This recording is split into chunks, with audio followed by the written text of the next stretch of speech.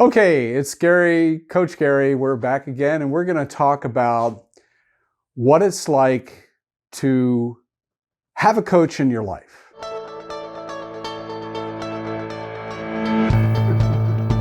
right, rolling. So basically, most coaching practices are what we call client-centered. That means the client is the leader.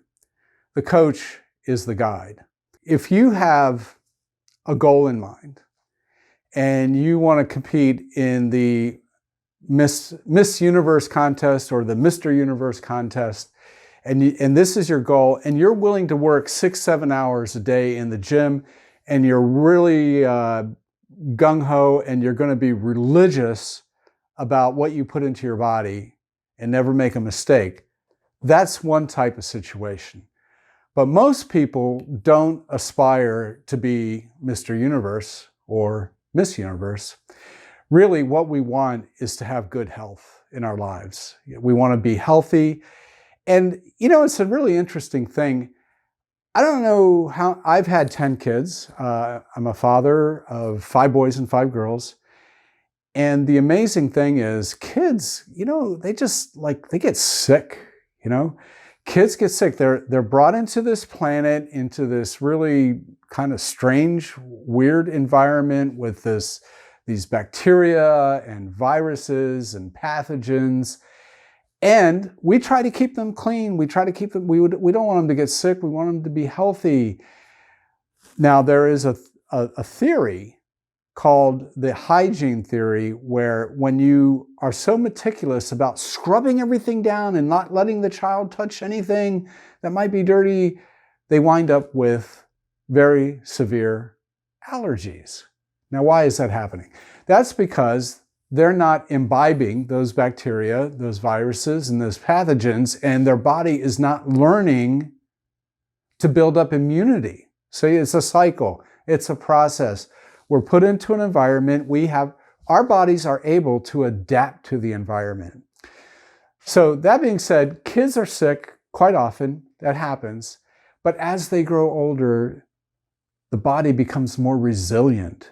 And I can say, without a doubt, at age 67, I'm healthier today than I've ever been in my entire life. Now, how did I get here? Did I get here snapping my fingers and overnight it's just a miracle how healthy I am?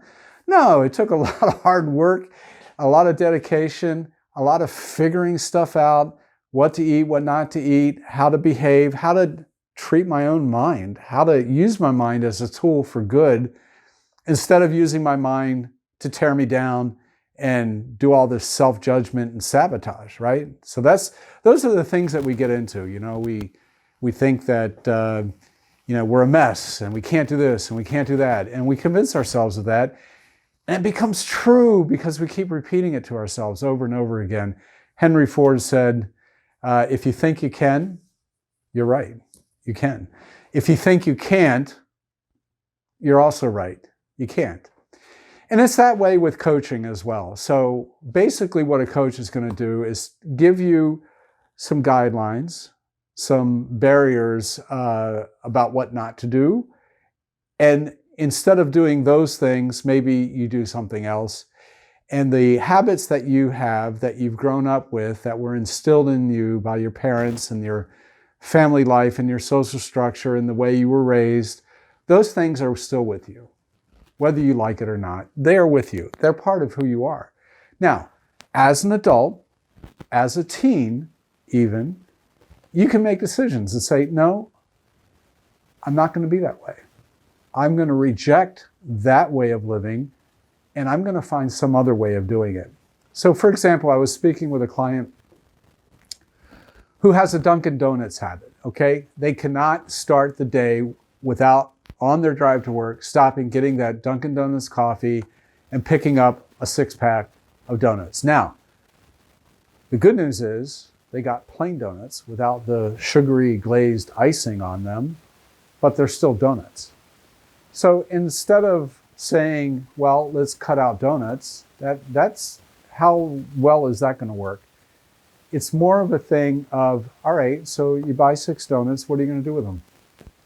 Why don't you give 4 of them away, keep 2, eat a half a donut for breakfast, save something for after lunch, like that. And then you sort of work your way into a better frame of mind, a better way of thinking.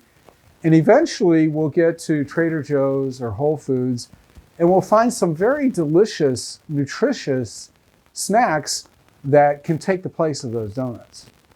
That's not the first day, but it could be if you wanted it to. So there's different ways of handling it, and what your conviction is and how much pain you're in.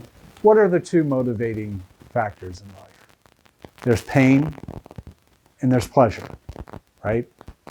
So if a lot of times it's the pain that motivates us the most, because we just can't take it anymore. We've got to make the changes that we want in order to enjoy the benefits of living a healthy life. And that goes for all dimensions of life. We're talking about the mental, physical, spiritual, emotional. All of it plays a role in who we are, who we become, who we want to be, and what we can achieve in our life on earth. Remember to be grateful for all the good things that happen to you in your life, all the good relationships you have, all the good people around you, and thank God for all the good. Hey, I want to congratulate you for sitting through and listening and learning. Over here we have the video library. It is called the Knowledge Library, chock full of really interesting things that you can continue learning.